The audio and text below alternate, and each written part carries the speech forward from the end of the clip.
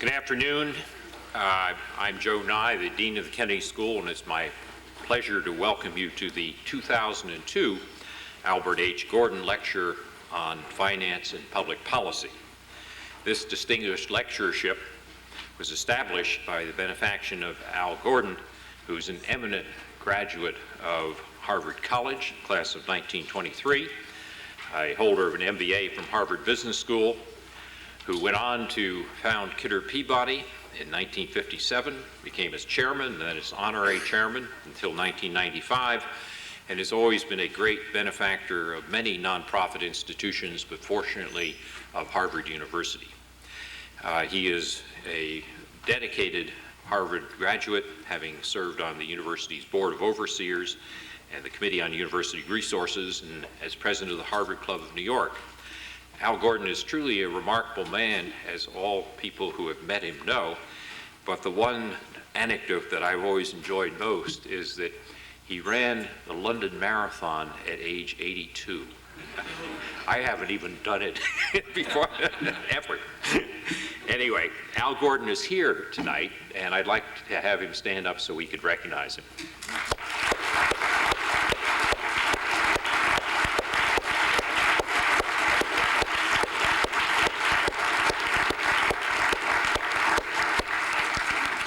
We've had many distinguished lecturers in the Gordon Lecture Series.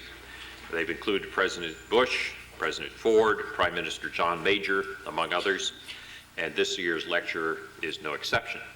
To introduce him, let me call upon Harvard's own distinguished president, Lawrence Summers.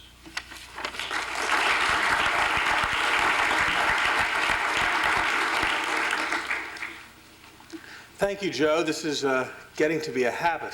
I was here last night to introduce President Zedillo, and the strength of those who come and speak here at the Kennedy School, President Zedillo, David Rockefeller, so many others, is really a tribute to your leadership, and thank you for everything that you do, Joe.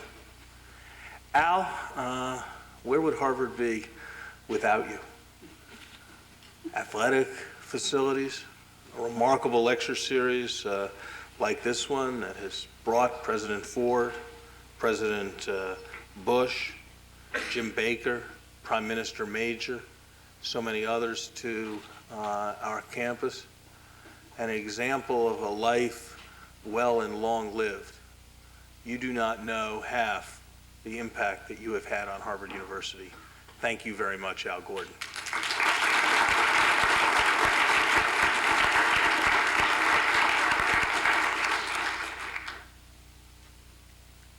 We have a remarkable man here tonight to speak with us.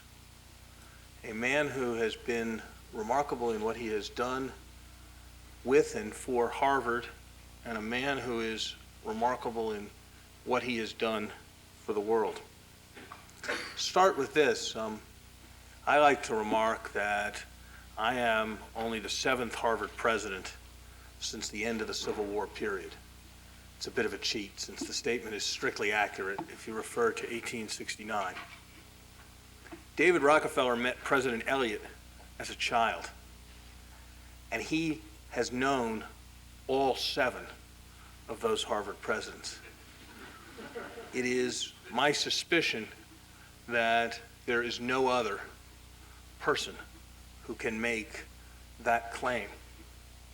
And he has not just known all 7 of those Harvard presidents, he has helped the Harvard of all 7 of those presidents. David Rockefeller won more votes to be a Harvard overseer than anyone else who has ever run for that office in 1954. Politically speaking, he's a kind of Grover Cleveland of the Harvard overseers. He served 2 terms, separated by only a couple of years. When President Pusey took a 20,000-mile trip around the country for the campaign for Harvard College, David Rockefeller was there. David has served on more visiting committees, it sometimes seems, than we have departments and schools in our university, and he has brought wisdom and insight to all of them. He has been the honorary chair of the university campaign. And recently, he has done something that I think shows real vision and is enormously important to the work of the university. He helped to endow what is today known as the David Rockefeller Center for Latin American Studies, a remarkable center that, as Neil Rudenstein said in talking about it, this initiative gives powerful expression to all of David's extraordinary qualities. He went on to say that the initiative has represented not only an investment of significant financial resources, but equally important, a continuing investment of his own time, energy, and advice in order to help to ensure the success of this new enterprise. I am told that David Rockefeller has not missed a single advisory committee meeting for that center. We are fortunate because of what David Rockefeller has done for Harvard. We are fortunate in what David Rockefeller has done for the world with his many activities. I found in government that I was involved in many different groupings where people from different countries came together to promote understanding. When I asked about the history of each of these groupings, whether it was the Council for the Americas, whether it was the Trilateral Commission, whether it was the Bilderberg Commission, and how they got their start, the answer was always the same. David Rockefeller had been there at the inception. He has contributed enormously to international understanding. And I would say one final thing about this man. I have gotten to know him quite well in recent years in connection with a couple of the positions that I held. But I had a chance to meet him some many years ago. And he was a person who regarded everyone equally, regardless of their position, regardless of their current stature. He regarded everyone as someone from whom he could learn and from whose exchange there could be a great contribution. It gives me great pleasure to introduce one of the true legends of our time, this evening's Gordon Lecture, David Rockefeller.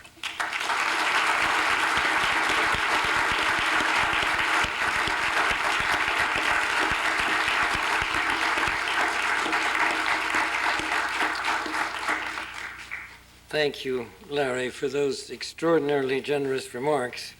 As I listened to them, I thought it must be about someone else. I couldn't really believe it was me, but I certainly liked the sound of what you said, and I'm very, very grateful for it. And thank you, Joe, for making this beautiful hall available for this happy occasion. And good evening to all of you, and what a pleasure it is for me to be here again. I was, as President Summers indicated, a member of the Kennedy School for a period of time, and therefore I used to come, but never had this kind of an opportunity before.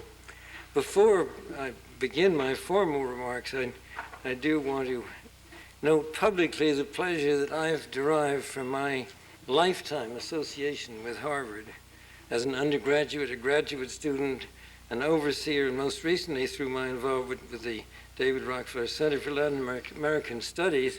My involvement has spanned, as the president has said, almost 7 decades and 6 presidents, including President Elliott. President Elliott used to go up to Seal Harbor, Maine, and during the summer, and was a friend of my parents, and on occasion came to dinner with them, and I had the privilege of meeting him, and what a remarkable man he was, and how wonderful for me to have had that background, because he certainly was one of the great presidents of Harvard. For me, the complex issues surrounding Latin America, its diverse cultures, uncertain economics, rich history, and enormous potential, have long been at the core of my commitment to building mutual respect, understanding, and cooperation among the nations and peoples of this interdependent world. I believe the Center for Latin American Studies reflects Harvard's most effective mode, namely it demonstrates the university's unique capacity to bring intellectual excellence to bear on critical issues that affect all of us. And in this case, our relations with Latin America. Although I have spoken at Harvard a number of times in the past, delivering the Albert Gordon lecture has a very special meaning for me, and perhaps is one of the reasons that I felt I just couldn't refuse an invitation to do it, because I've known and admired Al Gordon for almost half a century. The time I joined the Chase National Bank in 1946, Al Gordon was already a legend. Kidder Peabody was one of Wall Street's most successful and highly regarded investment banks, due in no small measure to Al Gordon's leadership. Al had an intuitive grasp of complex business deals and was a genius at arranging seemingly impossible mergers. Al concluded his active business career in 1986 at the tender age of 85, and ended it rather successfully because he sold his firm to the General Electric Company for $600 million, which in 1985 really meant something. It's quite a bit of money. But Al was never just an investment banker. First of all, he believed business had fundamental responsibilities to the rest of society. And he was a leader in corporate campaigns to benefit New York City's hospitals, cultural institutions, and social service agencies. In addition, of course, Al's loyalty to his alma mater has been remarkable. In the 65 years since I graduated from Harvard, I can think of only a handful of alumni who have so consistently played as active a role as he has, and one who has been so generous to it. Al was an unusual businessman in another way. While many Wall Streeters were indulging in 2 martini lunches and considered 18 holes of golf an extremely aerobic workout, Al advocated a daily regimen of exercise as an essential element of good health and a key to business success. Among his many other things, as the President has already pointed out to you, he did run a marathon in London at the age of 82. Hasn't run any in the last couple of years, but I've been on trips with him, and he walks around, climbs pyramids, and does things in a way that suggests he still could run one. And maybe it'd be a good idea if you consider doing it at age 100, just to show that you're still at it. But in any case, at the age of 100, and sprier than many, more than half people half his age, it would certainly appear that Al has latched onto something, and perhaps all of us can learn how he's done it. As one of Al's most ardent admirers, I'm greatly honored to be the 2002 Albert Gordon Lecturer. Al, I salute you. Exactly 22 years ago, on March of 14th of 1980, I spoke at the Kennedy School. The title of my speech that night was Liberation and Prosperity, Progress and Faith, and my theme was the urgent need to dramatically scale back government regulation so that the private sector, the engine of American economic growth and prosperity, could be unleashed to solve many problems we then confronted: stagflation, high unemployment, a deteriorating current account deficit, abysmal levels of productivity, and a growing belief that our nation's businesses were no longer internationally competitive. As a businessman, I was then chairman and chief executive officer of the Chase Manhattan Bank. I spoke harshly, and I suspect predictably for many in the audience, of regulation on the rampage, a regulatory autocracy of unelected leaders, and the need to remove these shackles on the freedom of our people. I have two thoughts about that speech that I made so many years ago. First, I must have been either incredibly brave or perhaps badly informed to have ventured into Cambridge, Massachusetts to demand the end of government intervention in the economy, while standing in front of me many of the individuals who had designed and implemented the Depression era and Great Society regulations in the first place. Second, I still agree with everything I said.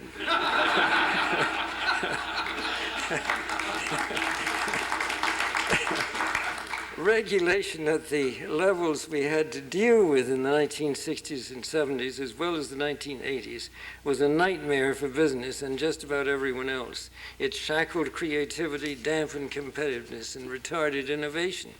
The modification and elimination of regulatory burdens beginning in the early 1980s set the stage for the revolution in productivity and the subsequent economic expansion of the 1990s. The process of deregulation, which was initiated by President Reagan and vigorously pursued by his three successors, has been immensely beneficial to the people of this country and to those in many other nations as well. My essential argument in 1980 and again tonight is that we should rely primarily on the invisible hand of the market rather than the visible hand of regulation in directing our economic and financial affairs. Unfortunately, this view has become unpopular in recent months. Once the unprecedented economic expansion that began in the early 1990s ended, faith in the fundamental fairness of our economic and financial institutions started to evaporate. The excesses of the dot-com bubble problems with others, and telecommunications and biotech companies, and most particularly the collapse of Enron amidst allegations of accounting irregularities, stock manipulation, and management malfeasance, have contributed to this disaffection. Somewhat of what we have seen is the normal disarray characteristic at the end of a business cycle. But Enron and a few other high-profile cases may be a different story. Like all of you, I'm appalled by the behavior of most of the senior managers of Enron, even though I truly question if those actions reflect the level of corporate governance and leadership in our free enterprise system more generally. In any event, it is undeniable that the Enron scandal has called into question the integrity of American corporations and other financial institutions. Those already instinctively opposed to the market, but who were politically marginalized by the prosperity of the 1990s, have now regained their voices.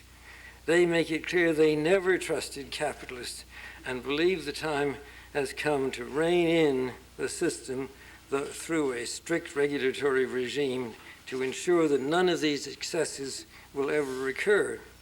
But despite the egregious behavior revealed by the Enron case, I think aggressive new regulation would make an already fragile economic situation infinitely worse. The last thing we should risk is the ability of the economy to recover from the recession and resume its growth. Critics of capitalism are unwilling to recognize its inherent self-correcting qualities, and I do not acknowledge the fact that the market has already dealt harshly with many of the individuals and corporations responsible for these transactions, such as Enron. The fact is they have and will undoubtedly pay more. The mills of the economic gods grind slowly but exceedingly fine, and the courts, one would hope, will address the ultimate issues of culpability and compassion. I would hazard a guess that even without new legislation, opaque balance sheets and complex partnerships based on derivatives will soon become a thing of the past, as corporations recognizing the perils they face, will rush to reassure investors and shareholders that they are being transparent and accountable to their activities. It's in corporations' own self-interest to do this because, as Paul Volcker has noted, American companies need to reassure both the equity markets and the general public that we have, as we've been boasting to nations all over the globe for years, the most open, transparent, and reliable financial reporting system in the world. In the light of recent events and revelations, one may well ask, are there no lessons to be learned from the events of last year? No changes in public policy that should be adopted? Of course there are, but happily, in my opinion, few of them involve the need for increased regulation. Let me suggest a few. It's clear to me that the pension systems and 401k plans need additional statutory protection, and that we must provide additional oversight for the largely unregulated derivatives market.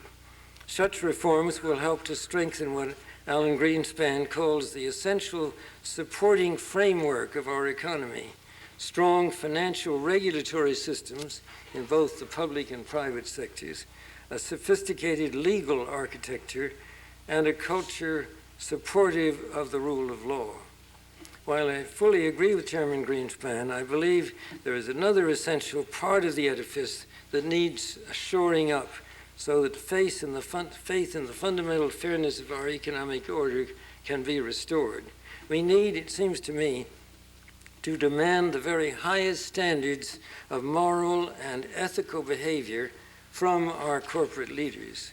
The worst aspect of the Enron scandal is the absolute betrayal of public trust and dereliction of personal responsibility in pursuit of personal gain was at the root and the heart of that corporate culture. If confidence in the private sector is to be restored, the issue of trust has to be directly confronted. I hope that business leaders will recognize that this kind of behavior, if not corrected, will inevitably lead to the loss of the freedoms under which they have operated. Al Gordon and I, and a few others in this room, are aware of how real a threat that is. We lived through the corporate excesses of the 1920s and the reckoning of the New Deal that followed. That could happen again. The future of the free enterprise system depends in large part on business leaders recognizing and acting on their responsibilities to the greater society of which they are a part. I first learned this lesson from my father, John D. Rockefeller, Jr., in the wake of the Teapot Dome scandal of the 1920s, which for most of you who don't remember it was in those days comparable to the Enron scandal of today. And Father, as a large shareholder, led a successful policy fight to force Colonel Robert W. Stewart from the chairmanship of the board of the Standard Oil Company of Indiana. A few years later, Father was also instrumental in forcing Albert Wiggin, the chairman of the newly formed Chase National Bank, to resign. Neither Colonel Stewart nor Mr. Wiggin had done anything technically illegal, but by improperly pursuing personal gain at the expense of their companies, they violated the trust placed in them by shareholders and the public. The fundamental importance of honesty, integrity, and ethics in business was also an integral part of my own university education, beginning 70 years ago here at Harvard. As an undergraduate and then as a graduate student, I studied with a number of eminent scholars who helped me understand the discipline of economics and to comprehend the meaning of business social responsibility. Among them stand out three in particular.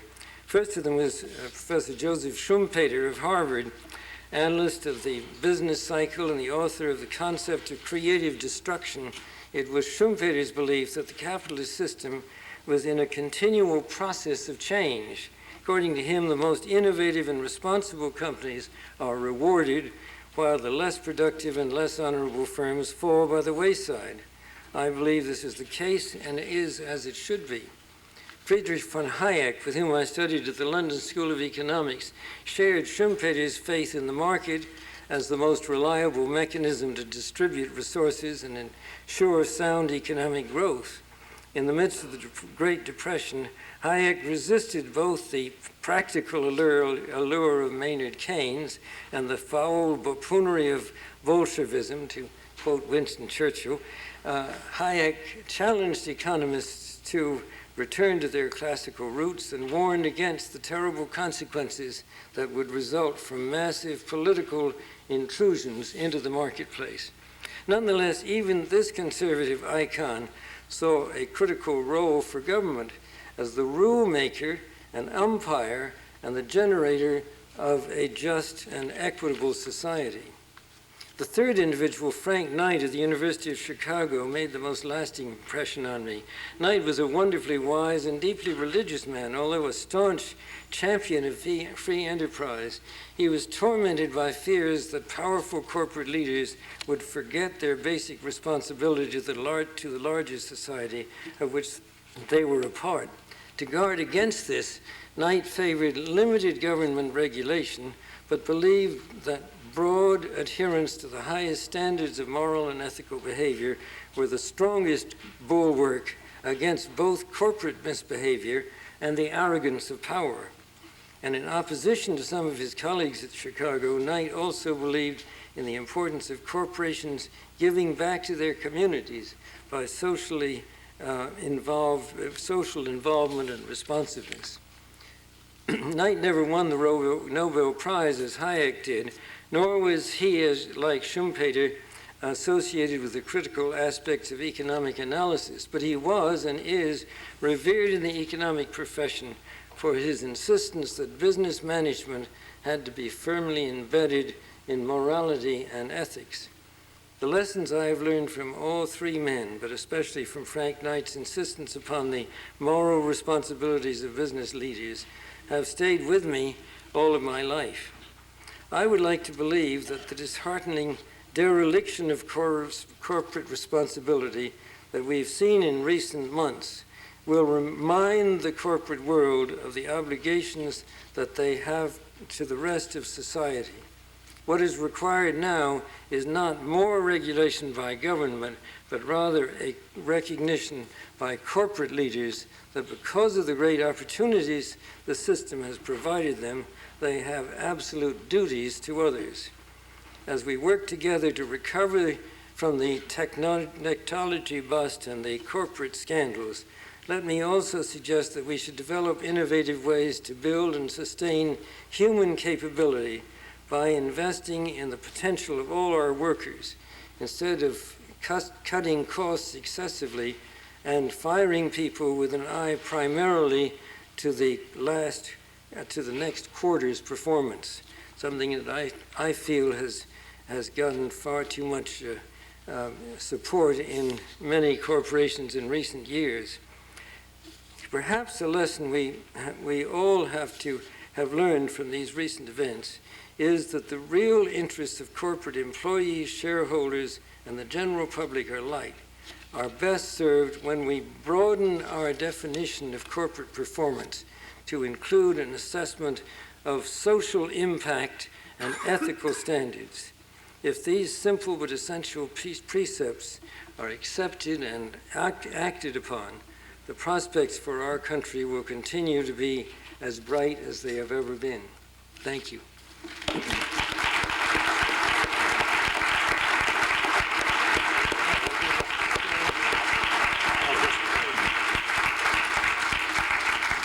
We have time now for questions. There are two microphones on either side of the floor, if you'd like to move to them.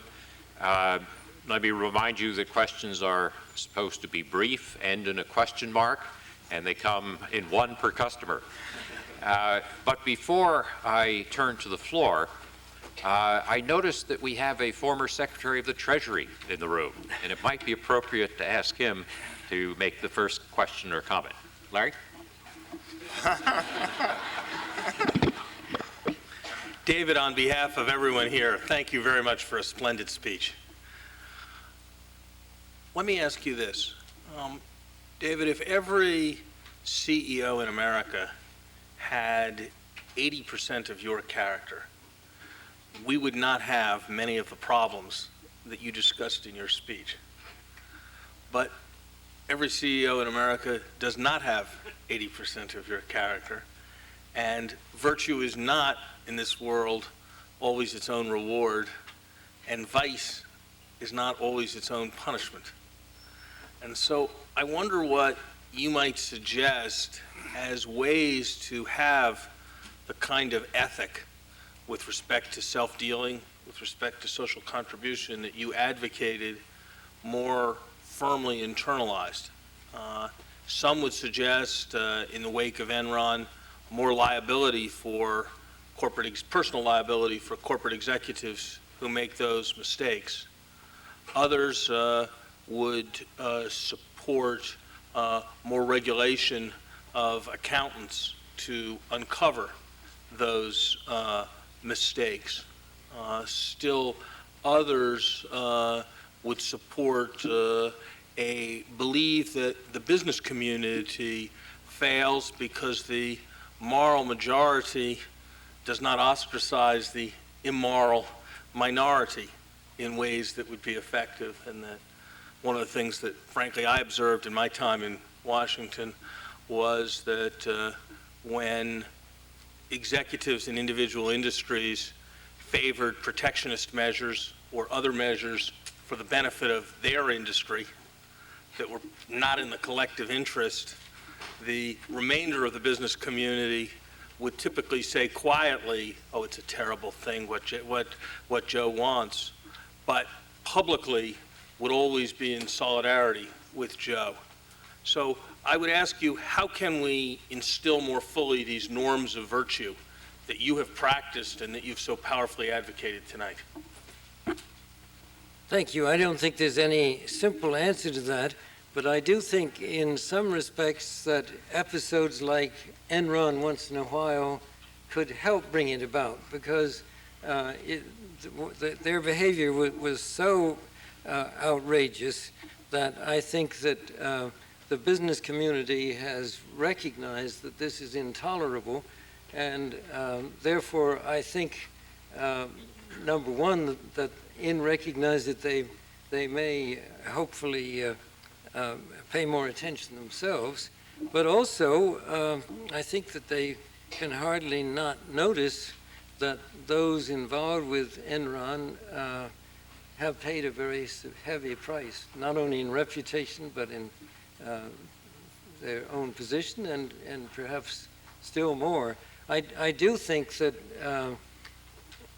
on the one hand, a good example of successes by behaving the right way are important, and on the other hand, indications of where people have gone wrong and if they have been punished is also a good example. Hopefully that will make a difference.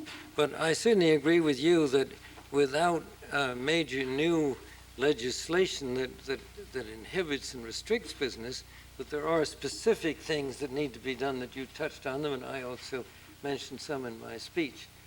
Certainly that is true. But perhaps my thoughts are too idealistic. It's certainly true that not everyone in business recognizes the importance of social responsibility, and I regret that. But I guess I'm still at an advanced age sufficiently idealistic to believe that that inspiration and coupled with some threats, but not with legislation, is the answer. Why don't we start on the right side? Sure. Chris Howard, Harvard Business School, and I can't wait to get back tomorrow to tell my classmates that I sat in the same room as Mr. Gordon. So it's an honor to be here.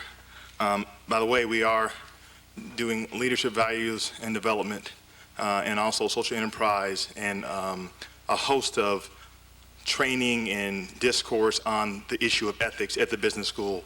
You know, on the one hand, Mr. Skilling is a Harvard Business School graduate.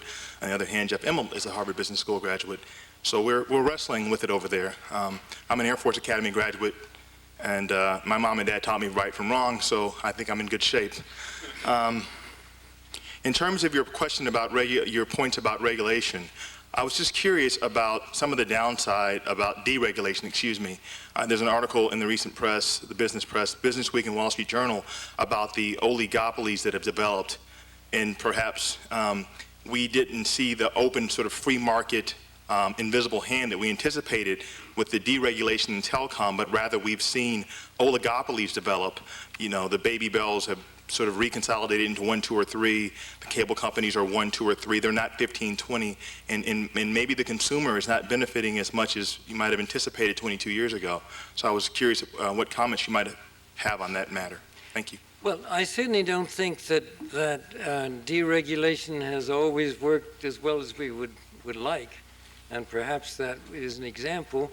Of course, we're talking of industries that have very recently been formed, and the whole structure of those industries is in the process of flux. I think that,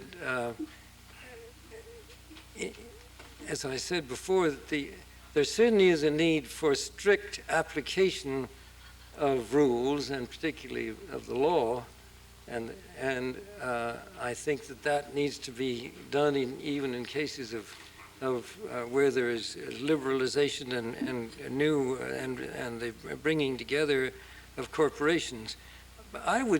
My impression, though, is that generally speaking, the country is better off, and our rate of growth and rate of productivity has increased because of deregulation, even though there may be exceptions to that rule.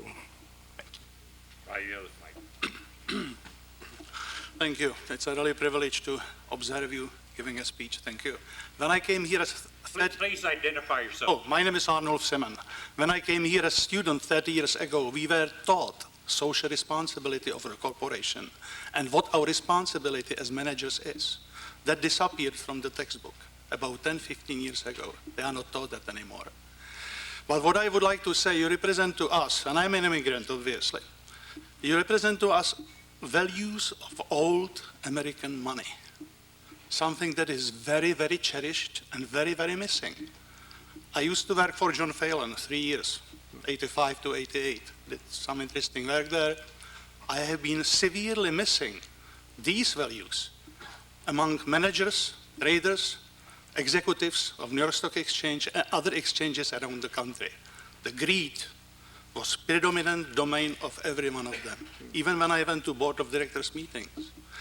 You cannot exist and be successful in free markets unless you have a good character and fair behavior as a manager. Otherwise, it's impossible. Enron is not unique, and you cannot mandate ethical and moral standard. That doesn't work either. So, if I may, I would say a story about Dr. Freund that my aunt, his pupil, said. It's very short. No, look, a question, not a speech. Please don't How tell us do why you it's a question. introduce ethical and moral standards to American managers that are in executive positions without starting when they are 2 years old? Well, it certainly isn't done by legislation, but my impression is that the Harvard Business School and other business schools and and universities do, in fact, teach ethical standards. Who would speak for the business school? I think it's too late. That doesn't work. It doesn't work? You mean they don't do it? Even if they would do it, it's too late. I see. It's too late. You were raised in that environment, so that was I. But at 20, it's too late. I'm not sure how I can help you specifically, but... Not me. This is the audience. Since it is taught at the business school, it is part of our core curriculum. That's what I I hope thought. it's not too late. Let's turn to this mic. My name is Alexander Brasilimo. I'm president of Strategy Associates International. Mr. Rockefeller, you mentioned Winston Churchill in your talk tonight. Well, Churchill has stated that America always does the right thing after it has exhausted all the other alternatives. You yourself are famous for the following quote: "We are on the verge of a global transformation. All we need is the right major crisis." Following the tragic events of September 11th, do you think the world has had its major crisis, or are we still waiting for the crisis that will lead to a new world order? Well, I'm not sure that we need one major crisis and then we all reform. I think we probably do need, from time to time, reminders.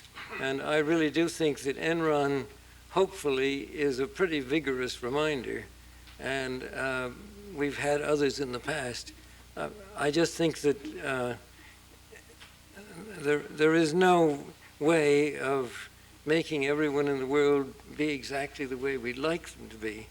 But it seems to me that good education and good training in the principles of ethics and right, which I really do believe Harvard is doing to a remarkable degree, more now, I would think, than in the past even, that this is part of the answer. But we don't live in a perfect world.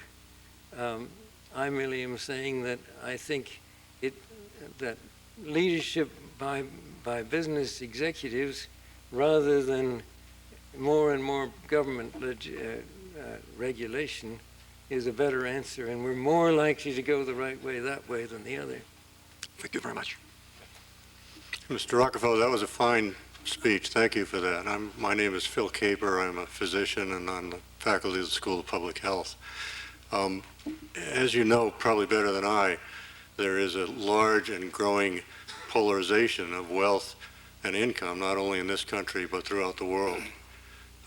Some believe that the answer to that is more progressive system of taxation. Do you agree with that? And if not, how would you propose dealing with that problem? Well, I certainly think that the tax system that we've developed in this country on the whole has been a good one, and I think certainly it's understandable and I think appropriate that it should be graded with more taxes on the wealthy than the poor. On the other hand, I think to go to the extreme and say that in view of inequalities we should tax all the money of the wealthy and distribute it to the poor, I don't think that's going to work, because I do think that the incentives of our system, which enable people starting from nothing to get a lot of money, has been one of the reasons we've been so great. My own grandfather started as a very poor boy, and he became very wealthy. There are many examples of that, and they're happening all the time. And I don't think that would have happened to the same degree had there been a taxation system that eliminated the incentive. So there has to be a balance in it as in everything else. Do you think our current system is sufficiently progressive? It's quite steep still, and I think I know as well as anyone in this room.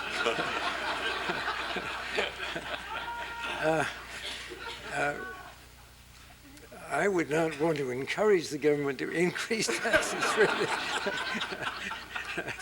It's certainly it's affecting me in a positive way. Thank you. My name is Michael Jovanovic. I'm Serbian native of Yugoslavia. At the moment, I live in the city of two presidents. I was very anxious to come to your lecture, but I was late. It was 4:30 at Park Street, and I told the conductor of the train that Rockefeller is speaking at Harvard, I have to make it by 5. He went straight from Park Street to Harvard without stopping. It just shows how little influence I do have. Thank you, sir. Before I ever came to America, there was only one name that I knew, and that name was Rockefeller. And because America is pan-humanity, that name Rockefeller counts for the rest of humanity. If Rockefeller was at the helm of the United States, Serbia, that was American allied in the First World War, Second World War, and ever, would never been bombed 78 days. I am very impressed by your lecture tonight, but you're not the first Rockefeller that I had a chance to see close. Your relative, Elijah Rockefeller, went to Stanford when I did graduate work there. Good. And there are lots more coming along. And what is your question? Well, question is coming. Okay. I don't have a chance to talk to Rockefeller every day.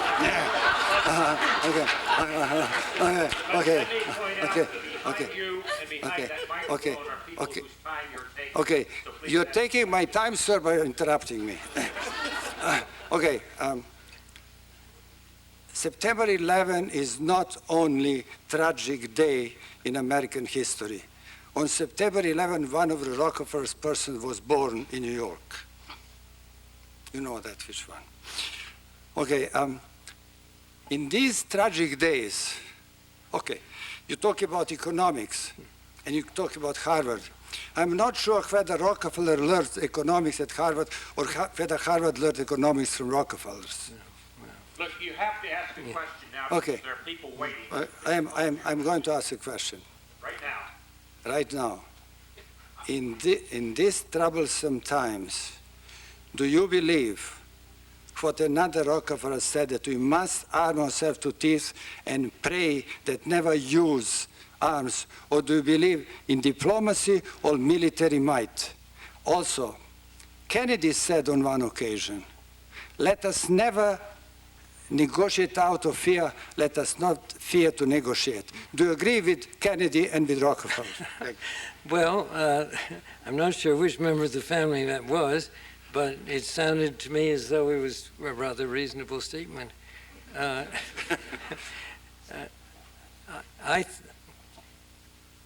think you've stated quite a number of things, and I don't really think I know precisely what you'd like me to answer. So I think I'd better turn to the next question. Let's try this mic.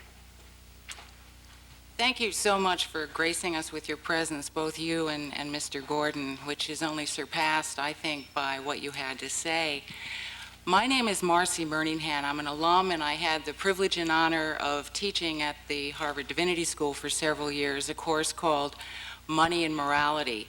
And recently, the Divinity School has published a volume based on research I conducted over a period of time with a number of corporate leaders in the finance community and in the entertainment and media industry. So I had the opportunity to talk to business leaders about their values and their ethics and the religious roots, if any, of those people on Wall Street and in Hollywood. And one of the points that came through to me over and over again in these interviews was, and these were men and women of integrity, they were the kind of people that fill the bill in terms of what you are calling for. But one of the impediments that they claimed and referred to over and over again that I think we are also witnessing in the aftermath of Enron is the constraint that is often imposed on senior executives as a result of the definition of fiduciary responsibility and the expectation of shareholders and analysts in terms of what they are supposed to deliver. You made reference to the short-term time horizon that cripples often leadership. I guess my question, and I also want to make a statement here that the Harvard Business School students have organized a conference on leadership values and spirituality that will be taking place next month that I think is a great opportunity to sort of explore these questions. That's an ad for them.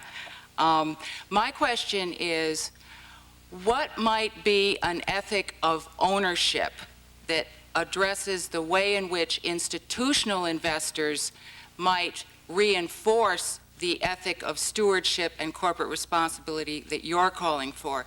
Might we look at, in addition to companies, the important, major, powerful role of institutional investors who have now become, it's not just to me an invisible hand.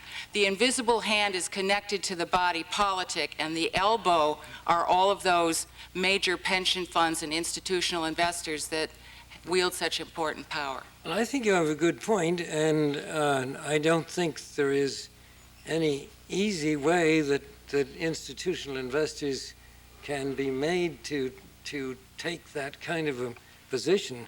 But I do think that one of the things that tends to make it worse is the fact that they are interested in the short run rather than the longer run. And therefore, I do think that anything we can do that will cause institutional investors to recognize that it's in the long run interest of the people for whom they're making investments, that this not be just a short run thing, and that it must include social responsibility. I think this would be desirable, and I think it would be interesting to study a little bit. Maybe it's something that Harvard could give more time to, or would give, perhaps it already has, but I think how you can make corporate investors have a comparable concern to private ones is a question that is well worth discussing.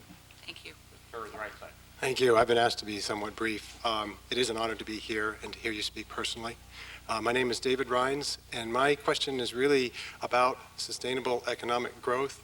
I think of back in the 1960s when so much growth came from extended consumer credit, building consumer credit, that actually contributed to an inflationary situation, which the Fed took a stand in '82. My question is there a way to have sustainable economic growth for the next 10 to 20 years without so much reliance on consumer credit? I would hope so. I think consumer credit plays an important role, and I wouldn't want to see it in any way eliminated. But I think one doesn't want to depend exclusively on it. And I do think that this is an important consideration. But I think the important thing is that in our society, it's essentially the incentive of opportunity which has made our country great. And I think that is the thing that is going to help most in achieving all the objectives we have in mind. Mr. Rockefeller, my name is Arash Fair, and I'm also a first year at the Harvard Business School. As President Clinton was leaving office, the issue of presidential pardons came to the fore. One area of contention centered around the potential granting of a pardon to Michael Milken. And my question is, do you feel that social opprobrium and incarceration are the ultimate prices to pay for individuals in the business world who've fallen out of favor? And if so, where do you stand in terms of granting presidential pardons to former individuals in the business world?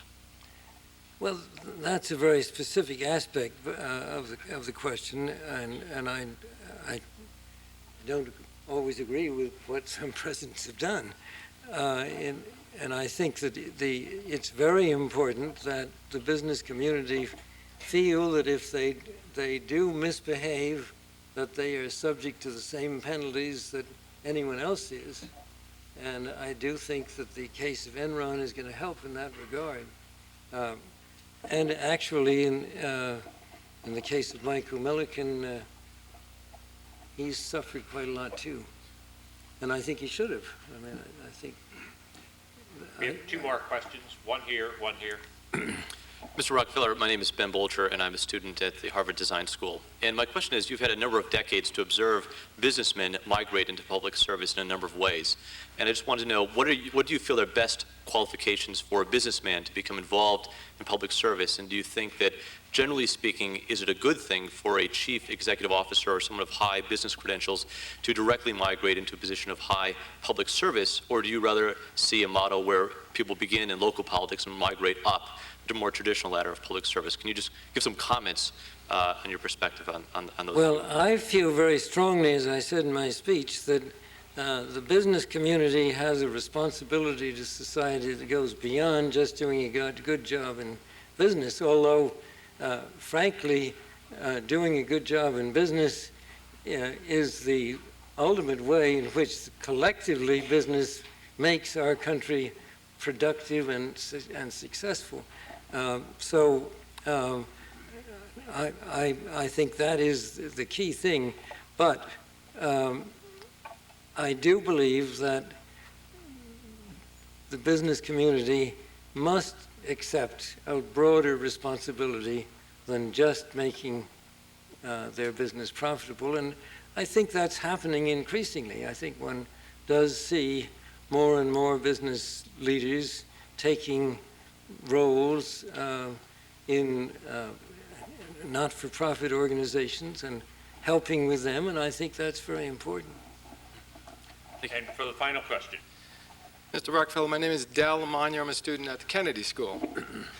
And our responsible company paying a living wage or donating to the community, if they ran into the hall with Milton Friedman, he would say that's irresponsible, that your duty is to increase shareholder value, and unless this activity did that, you are not doing the right thing. What I hear you saying, and I just want a confirmation, is that there are other stakeholders than just the shareholders. I'm afraid Milton Friedman wouldn't approve of my speech. And I'm sorry about that, but I happen to think that I'm on the right track in this particular instance.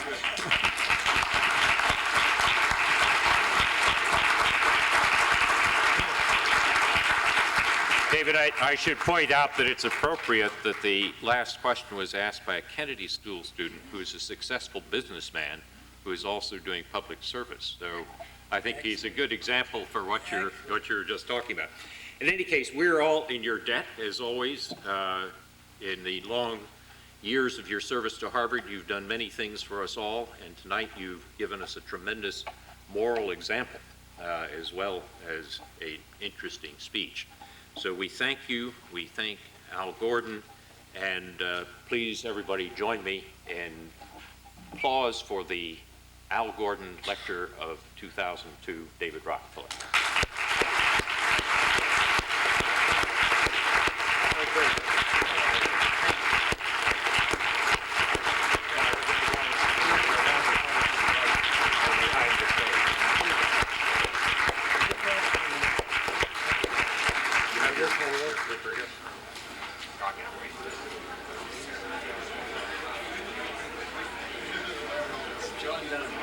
Hi. Oh, yes.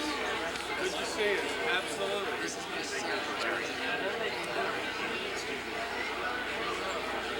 Larry Summers, good to see you. You're an inspiration and follower.